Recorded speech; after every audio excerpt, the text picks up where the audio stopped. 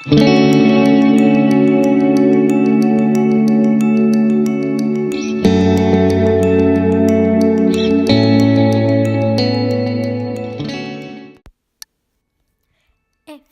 you truly love nature, you will find beauty everywhere.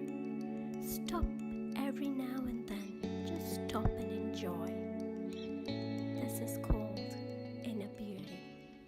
Enjoy.